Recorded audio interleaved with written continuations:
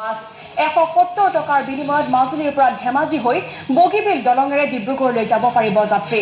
সংকটজনক অৱস্থাত ৰোগীক অসম চিকিৎসা মহাবিদ্যালয়লৈ এম্বুলেন্সেৰে নিবলৈ 2 ঘণ্টা। পুনৰবাৰ জনাইছো এক গুৰুত্বপূৰ্ণ খবৰ। বগীবিল দলং মুকলিৰ পাছতে যাতায়াতৰ ক্ষেত্ৰত নতুন সংযোজন। গোলাঘাটৰ পৰা জোনাইলৈ আৰম্ভ হ'ল অসম ৰাজ্যিক পৰিবহণ নিগমৰ বাছ সেৱা।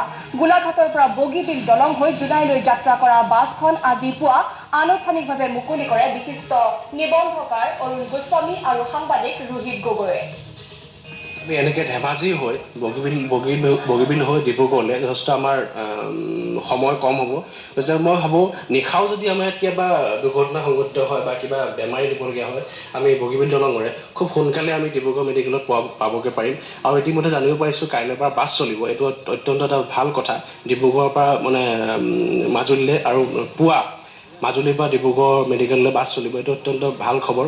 গতিকে আমি সুখ অনুভৱ কৰিছোঁ মাজুলীবাসী হিচাপে। আজি আনন্দৰ দিন বুলি ক'ব লাগিব। এখন বগীবিল দলঙৰ আজি শুভ উদ্বোধনী, সেই উদ্বোধনী আপোনাৰ মাজুলীবাসীক নিশ্চয় উপকৃত কৰিব। এই দলংটো উদ্বোধন হোৱাৰ পাছত মাজুলী ৰাইজৰ যথেষ্ট উপকাৰ হ'ব বুলি মই আশা কৰিছোঁ।